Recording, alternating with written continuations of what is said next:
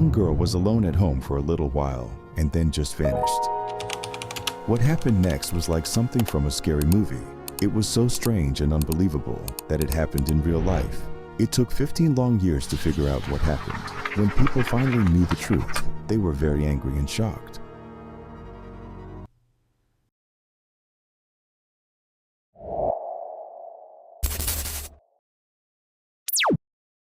Jessica Dishan was born on May 2, 1982, in Shepherdsville, Kentucky, a small, close-knit farming town. As the eldest of 3 children, she often helped her parents with her younger brothers, which made her quite responsible. At 15, she took a part-time job at a local restaurant to save up for her dream car, a red Pontiac, which she managed to buy a few years later. Despite working, Jessica excelled in school and planned to become an accountant. By the fall of 1999, she was 17 in her senior year and excited about her new boyfriend. The morning of Friday, September 10, 1999, Jessica's day started normally. Her parents left for work and her younger brothers went to the bus stop. Jessica stayed home with plans to drive to school later. However, around noon, her mother returned home and noticed Jessica's car still parked outside, even though she should have been in class. Concerned, she went inside and checked Jessica's room, but found it empty. She then called Jessica's father, who confirmed he had gone to work alone. Worried, Jessica's mother checked the car and found the driver's door slightly open. Jessica's cell phone was on the seat, with the numbers 911 dialed but not completed. One of Jessica's shoes and her keys were under the front seat, and her textbooks, work clothes, and purse were in the back. Jessica's mother was alarmed. It was clear something was wrong. It was unlikely that Jessica would have left her belongings behind and walked several miles, especially since they lived on the town's outskirts. When her parents contacted the school, they learned Jessica hadn't attended class, and the school had failed to notify them. A few hours later, Jessica's best friend from the restaurant called her parents, saying Jessica hadn't shown up for her shift. This added to their worry, especially given Jessica's absence from school and work, and the troubling fact that her belongings, including her phone with 911 dialed, were left in an unlocked car. Jessica's parents decided to call the police. However, the sheriff dismissed their concerns, suggesting Jessica had probably just wandered off and would return eventually. He didn't even acknowledge that one of her shoes was missing, which would have made it hard for her to travel far. Despite their pleas, the sheriff refused to start an investigation, forcing Jessica's parents to return home. Determined to find their daughter, Jessica's parents enlisted the help of relatives, friends, and acquaintances, but no one had seen her. They organized a search throughout town, but there was no sign of Jessica. The next morning, they returned to the sheriff, informing him that Jessica still hadn't come home. This time, he sent 2 officers to inspect her car. Unfortunately, the officers examined the vehicle without gloves, touching everything with their bare hands, and didn't check Jessica's room, which was standard procedure. Disheartened by the police's lack of thoroughness, Jessica's parents turned to the local media to publicize their daughter's disappearance and criticize the police's inaction. Along with their relatives and friends, they started their own search and distributed flyers with Jessica's information. Jessica's father and his brother Stanley, who knew the area well, led the search near a local river. This area had a bad reputation for being frequented by drug dealers and criminals due to its overgrown, secluded nature. Despite hours of searching through the tough terrain, they found no trace of Jessica. The next morning, something extremely unsettling occurred. Jessica's parents were at home when their son, playing in the yard, burst inside, claiming he had heard a cry for help that sounded like his sister's voice. Jessica's father grabbed his shotgun and rushed outside to investigate, while his brother arrived at the house and joined the search. As they searched, they noticed smoke rising from the property of their 40-year-old neighbor, David Brooks. Approaching the area, they saw Brooks burning what appeared to be clothing. This sight struck them as highly suspicious. Jessica's father asked Brooks for permission to search his property, but Brooks refused and told them to leave. Brooks's behavior had become increasingly odd since Jessica's disappearance. Although he had previously maintained a normal relationship with Jessica's family, he began driving slowly past their home, staring at them with an unsettling smile. Additionally, Jessica's parents received mysterious phone calls from an unknown man who would only breathe heavily into the phone. They suspected Brooks was behind these calls, but couldn't figure out his motive. Disturbed by Brooks's actions, Jessica's parents decided to involve the police again, sharing their concerns and urging them to bring in cadaver dogs. The officers agreed and used Jessica's clothes to track her scent. The dogs led them to the fire pit on Brooks's property. but no substantial evidence was found. They did discover black gloves in one of Brooks's sheds, which had a smell associated with decomposition. Despite Brooks's increasingly suspicious behavior, the police did not connect him to Jessica's disappearance and left without making any significant progress. Frustrated by the police's lack of action, Jessica's father reached out to the FBI. Although the Bureau typically avoids starting investigations based solely on calls from relatives, they decided to get involved given the troubling details provided.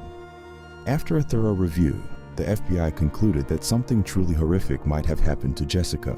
The FBI launched a serious investigation, something the local authorities had been reluctant to do. Agents collected fingerprints from Jessica's room and car, seized all potential evidence, and sent it to the lab for analysis. They conducted an extensive ground search, using helicopters and volunteers, and examined the bottom of a nearby pond where they considered Jessica's body might be hidden. During their investigation of Brooks's farm, they made a disturbing discovery. A printed photo of Jessica was found in one of Brooks's sheds. After the unsettling discovery of the body, detectives were nearly certain that David Brooks was involved in Jessica's disappearance. They also began to suspect his 35-year-old brother Joseph, due to his odd behavior during the search of their property. However, the evidence gathered was insufficient for an arrest, so investigators focused their efforts on searching the area, coming to the grim conclusion that Jessica was likely deceased. On September 27th, 17 days after Jessica's disappearance, the police received a call from a woman driving near the river where Jessica's father had previously searched. She noticed something unusual near a tree off the road and decided to investigate. Upon closer inspection, she realized it resembled a human body and immediately contacted the police. When FBI agents arrived at the scene, they found the lifeless body of a young woman who was missing fingers and limbs. A rope with traces of red and silver paint was tied around her legs, and parts of her clothing were missing, suggesting possible sexual assault. Due to the body's advanced decomposition, the police couldn't initially confirm the identity. Jessica's father was too distressed to view the body, but her mother identified it by a small butterfly tattoo on the body, matching her daughter's. Medical experts later confirmed the body was indeed Jessica and determined that she had been strangled. Bruises and post-mortem limb and finger detachment indicated she had been alive for approximately 3 days after her disappearance. A distressing fact that meant the police might have had an opportunity to save her, but did not act.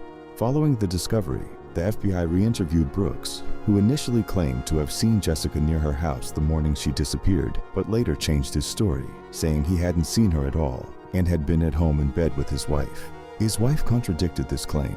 During further questioning, Brooks's response to a hypothetical about finding his fingerprints on the victim's body was suspiciously evasive. He said he would confess if that were the case. He also failed a polygraph test, leading the FBI to arrest him and prepare for trial, despite having only indirect evidence linking him to the crime.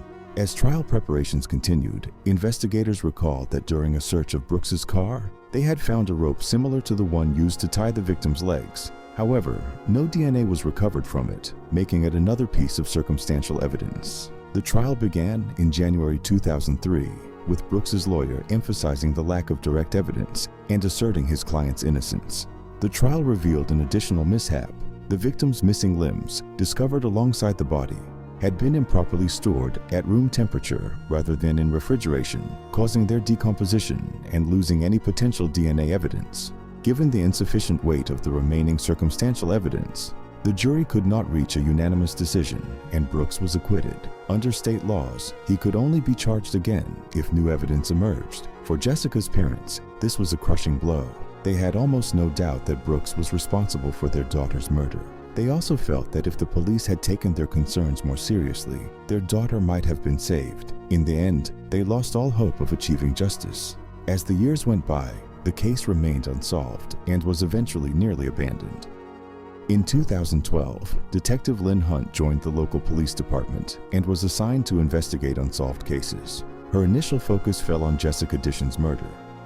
Upon reviewing the case files, Hunt was appalled by the negligence of her predecessors. The documents were filled with errors, lacked any reference to conversations with involved parties, and the evidence was poorly documented. Essentially, the case was so poorly handled that she had to start the investigation from scratch. 13 years after the murder, Hunt's first step was to speak with Jessica's family. One of her brothers, now an adult living separately from his parents, handed her a box of Jessica's belongings from her car. which he had kept since the police returned them. Hunt was again stunned by how carelessly the evidence had been handled, noting that these items were now unlikely to be helpful. Undeterred, Hunt diligently examined everything she could find. Among the documents, she discovered Brooks's medical examination report, which noted his IQ was only 61, a significantly low score. This raised concerns about the police's actions, including Brooks's interrogations. Given his low IQ, he might not have fully understood the questions and could have provided inadequate answers. Hunt began to consider that Brooks might have had no connection to the case at all, as his odd behavior could be attributed to his low IQ.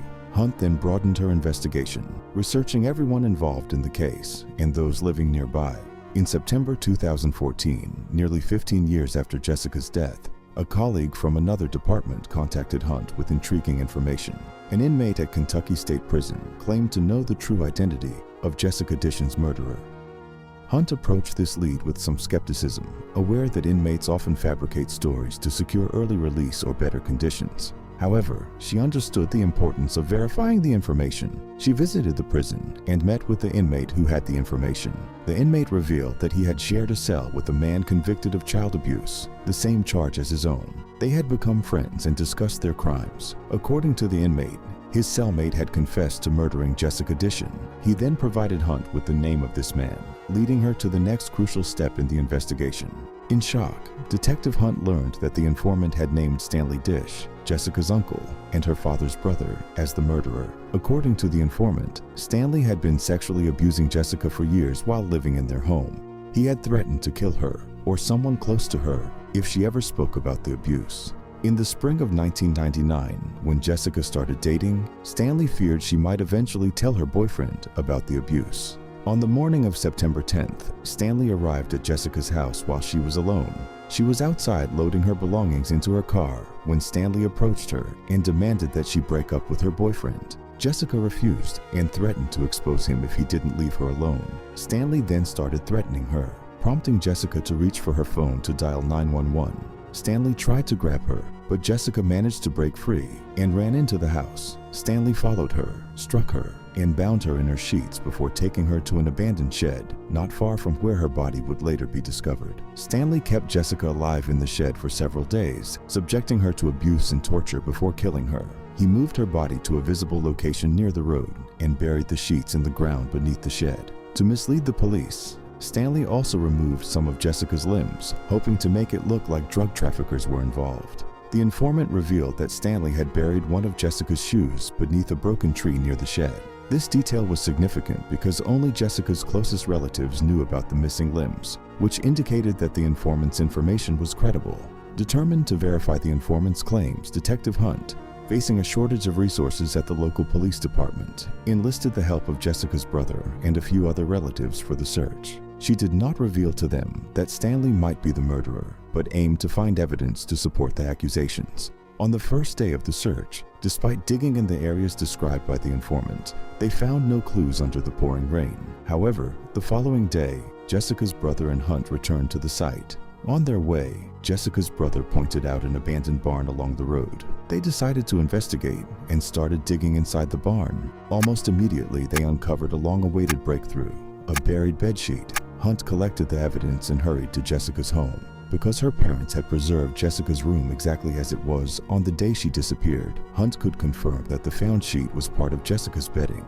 It was missing from the bed, and the pattern matched the other linen in the room. Following this discovery, Stanley was arrested and brought in for questioning. Though visibly shaken, Stanley refused to confess. He was charged with Jessica's murder, and the case proceeded to court. Jessica's dad couldn't believe his brother did this terrible thing to his daughter. He didn't want to believe it at first, but then he knew it was true. Later, he remembered that in the beginning, his brother said they should look for Jessica near the river, but then his brother felt sick, and they had to go home. That place was close to where they later found Jessica's body. It seemed like his brother didn't want them to find Jessica when she was still alive. The police looked into Jessica's uncle's past. They knew he hurt another girl in the family before, but then they found out something even worse. Other women in the family said he hurt them too when they were kids. He would come to live with them and then hurt the girls. The police thought he had been doing this for a long time. Even though they knew he did it, it was hard to prove. There wasn't a lot of evidence like fingerprints or DNA. The detective looked at old case files and found something wrong. The police who worked on the case before didn't do a good job. In the box, Detective Hunt discovered a letter dated June 26, 2002. The letter contained details that mirrored the story she had heard 12 years later from an inmate at the Kentucky State Prison. By the summer of 2002, Stanley was already serving time for assaulting an underage relative. During his incarceration, Stanley confided in his cellmate about Jessica's murder. The cellmate, who was also a police informant, wrote to the department handling the case, revealing the horrific details of Stanley's crimes against his niece. However, the police ignored the letter, likely convinced that Brooks was the primary suspect at the time and did not consider other possibilities. Hunt was dismayed by her colleagues' negligence. Had they taken the letter seriously, the case might have been solved in 2002. After all these years, she could only wait for the trial, hoping that Stanley would finally face justice for his actions. The trial began in 2015, with Stanley maintaining his innocence. In the courtroom, Jessica's parents struggled to look at their relative who had devastated their lives. They were also frustrated by his refusal to confess, which denied them closure. The prosecution was concerned about the slim chance of securing a murder conviction due to the lack of substantial evidence. Additionally, the assault charges against Stanley involved other family members who would need to testify about the abuse in detail. To avoid a lengthy and difficult trial, the prosecution offered Stanley a plea deal. In exchange for his confession to both the assaults and Jessica's murder, they would drop the death penalty. Stanley agreed to the deal and pleaded guilty. Under the plea agreement, he was not required to provide specific details about the crimes, which disappointed Jessica's parents, who wanted the full truth. Stanley was sentenced to 20 years in prison, with the possibility of parole after 15 years. Given he was 56 at the time of sentencing, he could be released at 71. After the trial, Jessica's father vowed that if Stanley was ever released from prison, he would be waiting to take matters into his own hands. In 2019, Stanley gave his first interview, claiming he did not kill Jessica and that he was at work that morning, a statement that could not be verified after 2 decades. He also failed to explain how 2 separate informants could provide identical details, including the specific burial site of the bedsheets. David Brooks remains a potential minor suspect in the case. Stanley knew Brooks and might have involved him in disposing of evidence. Brooks's low IQ could have led him to misunderstand the situation, possibly burning Jessica's clothes and receiving gloves with the scent of the body. It's also possible that Brooks left Jessica's photo in Stanley's shed to frame him. However, with Brooks's death in 2021 due to heart problems, the full truth may never be known. The moment when Jessica's younger brother heard a cry for help on the 3rd day of her disappearance remains unresolved. It's unclear if Jessica was still alive at that time, as Stanley might have been holding her in the barn a few miles away from home. It's possible the child imagined the cry due to stress, or it could have been someone else screaming. Although Stanley drove up to the house shortly after the cry was heard, suggesting he was nearby, the theory that Jessica was in his car with her mouth taped shut remains highly improbable. Share your thoughts on this story in the comment section, and don't forget to hit the like button and subscribe if you enjoyed this video. Thank you for watching.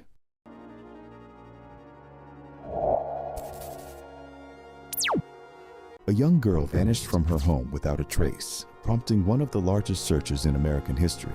Over the course of 62 years, detectives faced numerous shocking twists in their quest for answers before finally uncovering the truth.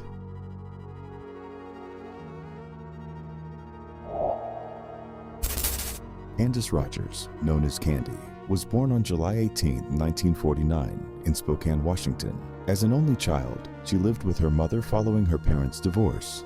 Though she frequently saw her father, who stayed in the same city, Candy was a typical, lively child who enjoyed playing outside with friends, spending time in nature, and dreaming of joining the Campfire Girls, a popular organization for girls similar to the Boy Scouts. In 1959, at the age of 9, Candy was thrilled to join the Campfire Girls. Part of her responsibilities included selling mints door to door. On Friday, March 6th after school, Candy went out with about 8 boxes of mints. She planned to visit neighbors and sell the sweets. Other girls were assigned different streets to avoid overlapping routes. When Candy hadn't returned by 6 p.m., her mother grew concerned and, along with Candy's grandfather, began searching the neighborhood. They were soon joined by family friends and neighbors, but despite their efforts, Candy was nowhere to be found. The police were called as darkness fell, signaling that something might have gone terribly wrong. The police immediately began their investigation, questioning neighbors and discovering that Candy had only sold one box of mints. This suggested something had happened to her soon after leaving home. A witness claimed to have seen Candy on a nearby street around 6:30 p.m., but by then, her mother was already out searching. Candy's grandfather reported a near miss with a speeding green 1953 Ford, but the police couldn't track down the vehicle. At 9 p.m., several mint boxes were found scattered along the road near a bridge, increasing the urgency of the search. The police focused on the area, including both riverbanks and a small wooded zone, but were unable to find Candy. By morning, the case had garnered statewide media attention, as child disappearances were extremely rare in 1959, deeply unsettling the community. The next day, the search intensified with additional officers, mounted police, off-road vehicles, and military personnel. Over 1,000 volunteers participated, making it one of the most extensive searches in the country's history. Despite the massive effort, no trace of Candy was found. Tragically, a helicopter involved in the search crashed after hitting power lines, killing 3 crew members. For days, search efforts continued, with police working around the clock and receiving approximately 750 tips, all of which led to dead ends. On the 15th day, 2 military members on a hunting trip discovered children's shoes in the woods west of Spokane. Recognizing the shoes from Candy's case, they informed the police, who confirmed the shoes belonged to her. Shortly thereafter, an officer spotted Candy's body hidden in the underbrush, covered with pine branches. The cause of death was determined to be strangulation, with a torn piece of fabric from her skirt used to bind her. There were also signs of sexual abuse. Among the items found at the crime scene was a green car seat cover, but its relevance remains unclear. Candy's clothing had a small purple stain that smelled like grape-flavored chewing gum, though no connection was established. With no substantial leads, police investigated numerous suspects, including Alfred Braves, a 50-year-old man who took his own life on the day Candy's body was discovered. He lived close to Candy and had a troubling history. Despite this, no evidence linked him to the crime. The investigation then turned to serial killer Hugh Morse, known for chewing grape-flavored gum and committing crimes in Spokane shortly after Candy's death. Morse was later captured and sentenced to life, but denied any involvement in Candy's murder, and polygraph tests did not confirm his guilt. Another suspect, Howard Barnett, took his own life in February 1960 after being arrested on suspicion of molesting a minor. His wife suspected him of Candy's murder, but investigators found no evidence linking him to the case. In the following decades, the case was reopened periodically, but consistently ended in dead ends. Detectives also faced numerous false confessions, with 13 individuals claiming responsibility, but none provided details only the true killer would know. In the early 2000s, the case was reopened with a focus on modern technology.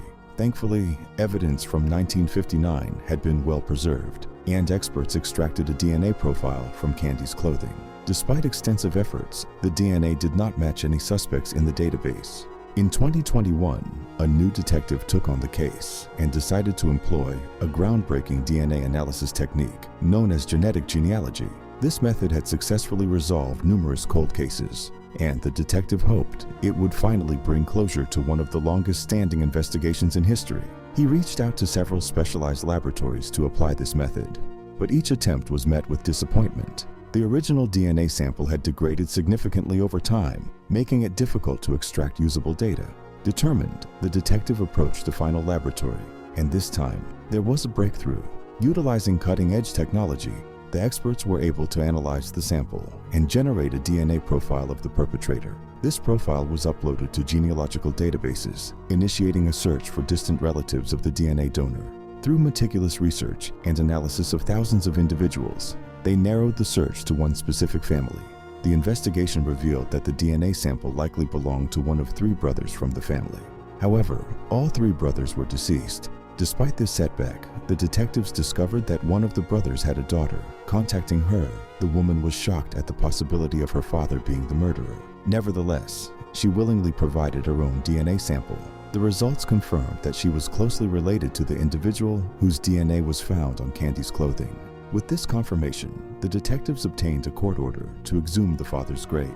DNA profiling from the remains identified the perpetrator as John Hoff. A complete match was found between Hoff's DNA and the semen on Candy's clothing. Despite a long list of suspects over the years, Hoff had never been considered. The investigation revealed that he was 20 years old at the time of Candy's murder and lived less than a mile from her home. He also served in the army at a nearby base. 2 years after Candy's death, Hoff attacked another woman, binding and sexually assaulting her. He was arrested and sentenced to only 6 months in prison and dishonorably discharged from the army. Hoff later led a seemingly ordinary life, marrying and having 4 children. He changed jobs frequently and suffered a severe chemical burn to his face while working in a food packaging plant. His life ended in June 1970 when he took his own life without leaving a note. Investigators also discovered that Candy may have known Hoff. She had been friends with his sister, who was 10 years old at the time. Years later, she recalled crying in her brother's arms after her friend's murder, unaware that he was the killer. Sadly, Candy's parents did not live to see the resolution of the case. Her mother passed away in 2006, and her father took his own life in 1963, 4 years after the murder. The reasons behind his death remain unknown, with speculation suggesting he couldn't cope with the loss of his daughter. The case, spanning over 62 years, was finally solved, involving multiple detectives and generations. During the press conference announcing Hoff as the killer, only one officer from the 1959 investigation was present. He expressed gratitude for living long enough to see the case resolved. Hoff's daughter initially struggled to believe her father was capable of such a crime, but eventually accepted it, condemning him as a monster who took an innocent life. She expressed regret that he was not held accountable during his lifetime. Interestingly, Hoff took his own life precisely when his daughter turned 9, the same age as Candy at the time of her murder. Whether there is any connection remains unknown. Alright guys, share your thoughts on this story in the comment section, and don't forget to hit the like button and subscribe. In the fall of 2023, a girl went to the park with her parents to ride her bike, but never came back. Her family called the police, which started a big search. Soon, they found a shocking clue that changed everything. Eventually, detectives discovered the truth, and it was completely unexpected.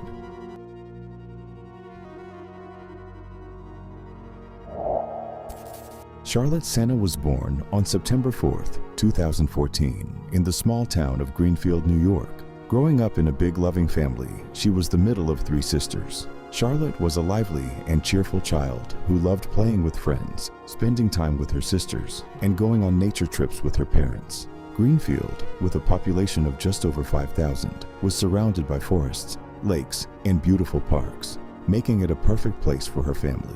On September 30th, 2023, when Charlotte was 9, her parents and some friends decided to visit a national park about 11 miles from their home. Charlotte was excited about the trip, planning to go with her friends and bring their bikes for a ride through the park. When they arrived, the parents set up camp, and soon the kids set off on their bikes. The park had special circular tracks, and one was close to their camp, so Charlotte and her friends chose that track for their ride.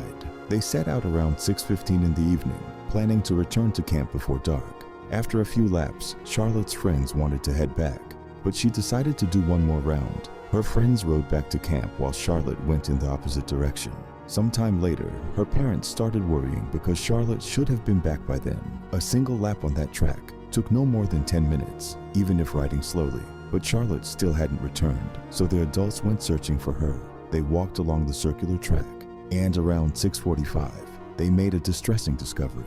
Charlotte's bicycle was abandoned next to the trail, but she was nowhere to be found. Her parents immediately feared the worst, that someone had taken their daughter. There was no reason for Charlotte to leave her bike in the middle of the path and walk away. They briefly thought there might be an issue with the bike, but everything was in working order. Fearing the worst, her parents called the police. Officers arrived about 15 minutes later and began searching for Charlotte right away. Seeing her abandoned bike, they feared she was likely abducted. However, they couldn't rule out that she might be lost in the woods, so they started a search. The police searched the entire park and closed it to visitors. They checked everyone's vehicles and camps before letting them go. Some people wanted to help with the search, but without proper organization, it only made things harder for the police. They searched every inch of the forest. Initially, they focused on the circular trail where Charlotte had been riding but found no leads. Then, they expanded the search to cover the entire park, which was about 15 square kilometers. The police got help from park rangers, the fire department, and the state police. The FBI also joined the investigation, focusing on identifying a potential abductor. They tried to get CCTV footage from every camera near the park and along the nearby roads. They believed that if Charlotte had been kidnapped, the person must have driven her away by car. FBI agents also asked the Park Service for information about all visitors since everyone had to register and pay to enter the park, and their personal information was stored in a database. However, examining this data took time due to the high number of visitors that day. They also obtained data from cellular providers about the location of all phones in the park when Charlotte went missing, considering that the abductor might have entered the park without registering. The FBI agents aimed to match visitor data from the Park Service with cell phone locations to potentially identify a suspect. Gathering all this data was a time-consuming task, and it involved approximate phone location tracking via cell towers, not precise GPS tracking. The search continued until late at night without any results. Early the next morning, officers returned to the park and the search team grew larger, with over 400 people participating. The police also reached out to the public through the media, urging people to share any information about Charlotte's disappearance. The case quickly gained widespread attention, with the state governor addressing the issue at a press conference and showing support for the family.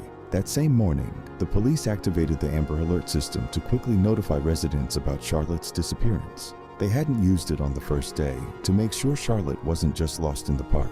By now, it was almost certain she had been abducted, as she should have been found if that wasn't the case. Unfortunately, the searches once again yielded no results, and the FBI's attempts to identify the abductor were unsuccessful. By evening, the police began to realize that finding Charlotte alive was becoming more unlikely.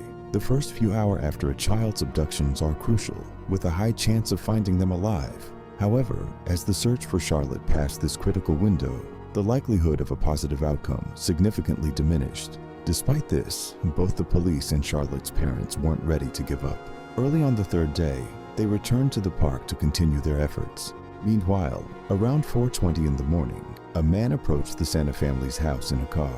He walked up to the mailbox, dropped in a letter, and quickly drove off. A police officer was observing the house from a distance but didn't approach the man, thinking he might be a family acquaintance, expressing support for Charlotte's parents. Various people had visited the house during those days, leaving letters and food. Despite the officer's initial hesitation, he found the man suspicious and decided to check the mailbox. Inside was a note that instantly changed the course of the investigation. There was a letter written by the kidnapper stating that he had Charlotte and was willing to let her go in exchange for $50,000. The note was immediately sent to the lab, where experts urgently began their analysis. Soon, they uncovered several fingerprints and ran them through the databases, but there were no matches. Around 2:30 p.m., they made a second attempt, and there was a breakthrough. The fingerprint matched a 47-year-old man named Craig Nelson Ross Jr. He had been in the New York State database since 1999 following his arrest for DUI. Ross lived just a few miles from the Sena family's house, and the police quickly headed there. However, they encountered a problem. The house at the address had recently been seized due to Ross's failure to pay property taxes for years. Researching more information on Ross, the police quickly learned that he had been residing in a trailer on his mother's property. The woman's house was located 14 miles away from Greenfield. The police swiftly obtained a warrant and sent over 30 officers to the scene, with a helicopter covering them from the air. They surrounded the trailer, stormed in using flash grenades, and arrested Ross. The man attempted to resist, but he was quickly apprehended. At first, there was no sign of the girl, leading officers to believe she might not have been there. They thoroughly searched the entire trailer and looked into a locked closet under a pile of rags. There, they found Charlotte. She was alive and immediately rushed towards her rescuers. She was promptly taken to the hospital for examination, where doctors confirmed there was no threat to her life. Family members were immediately brought to the hospital, where they reunited with Charlotte, and soon she was taken home. Her parents, along with hundreds of people participating in the search, were overjoyed. It is worth mentioning that just 10 minutes before her release, Charlotte's mom shared a strange premonition. At that moment, she was in the park, where active searches were ongoing. She expressed a strong feeling that hinted her daughter would come home that day. And 10 minutes later, the police informed her of Charlotte's rescue. Meanwhile, detectives arrested Ross without bail and took him in for questioning. Given that this case is still ongoing, the police haven't disclosed any details of the interrogation. Ross did not admit guilt, so the case will go to court. However, some information about him and his motives is already known. His ex-girlfriend told journalists that in 2017, she obtained a restraining order against him. At that time, she lived with him, his 12-year-old son, and his 4-year-old daughter in his mother's house. During an argument, he attacked her and tried to strangle her, leading her to report the incident to the police. According to the woman, Ross may have been planning the abduction for months. She revealed that throughout his life, he never wanted to work and always sought ways to live off others, especially his mother. He played on her empathy by claiming to suffer from a serious illness, and she agreed to support him. Ross's ex-girlfriend believes he had a specific reason for targeting Charlotte's family. Even though her parents were of ordinary middle class, her late grandfather had significant wealth. In 1998, he suffered a severe injury and successfully sued the city, receiving over $2 million in compensation. Many people in Greenfield still remember this story, even after more than 20 years. The ex-girlfriend said Ross knew about this payout and likely wanted to profit from the kidnapping. Charlotte was taken from the park when she was left alone for just a few minutes, suggesting Ross was watching her. She believes he may have been watching the family for a long time, studying their routine and waiting for the right moment. There was another sign that the crime was planned. According to his ex-girlfriend, several months before the incident, Ross covered his trailer with a tarp, something he had never done before. Since he kept Charlotte there, this suggests he might have been preparing for the abduction. Ross's neighbors also shared concerning stories. One woman recalled an incident where Ross tried to take her 10-year-old son, and she had to step in. Another neighbor said Ross's family had always been problematic, and Ross frequently went around asking for food from neighbors. The police also found more about Ross's criminal past. A year before he attacked his girlfriend, he was arrested for stalking but faced no serious consequences. Just a month before Charlotte's abduction, he was suspected of sexually assaulting a young relative, but that case was closed for unknown reasons. Reporters also talked to his son, who was an adult by then. He expressed strong hatred for his father and wished for him to die in prison, but he did not provide any specific details. About a month after Ross's arrest, the police made a troubling announcement. In addition to kidnapping Charlotte, Ross faced charges of sexually assaulting her. During the time he had Charlotte in his trailer, he committed some horrific acts, though the police haven't revealed the details. Ross has denied these charges and plans to defend himself in court. Given that Charlotte was found in his trailer, it's unlikely he will avoid jail. Besides the fingerprint on the ransom note, investigators found more evidence linking him to the crime. They checked the location data of phones in the park at the time of the abduction and found that Ross's phone was one of them. So, it's almost certain that he will be convicted. As preparations for the trial continue, detectives are also looking into whether Ross might be linked to 2 other unsolved cases. In August 2003, 18-year-old Jennifer Hammond went missing in Milton while selling magazines. She was supposed to meet colleagues after her shift but never showed up. 6 years later, her remains were found near a lake about 11 miles from town. She disappeared just a few hundred yards from where Ross was living at the time. 2 years later, 19-year-old Christina White vanished from a trailer park a mile away from Milton. Her remains were discovered a year later, but the case remained unsolved. Ross lived in the same trailer park at that time. The police are now investigating Ross's possible involvement in these cases. They either lack evidence or are keeping it confidential for the investigation. Charlotte's trial is scheduled to begin in April 2024. Even with clear evidence of his guilt, there's a chance Ross might be offered a plea deal if he continues to deny his crimes. To avoid putting Charlotte through the trauma of testifying, a plea deal could be a possibility. For now, everyone is waiting for the trial and hoping for justice. Alright guys, share your thoughts on this story in the comment section, and don't forget to hit the like button and subscribe. Thank you for watching.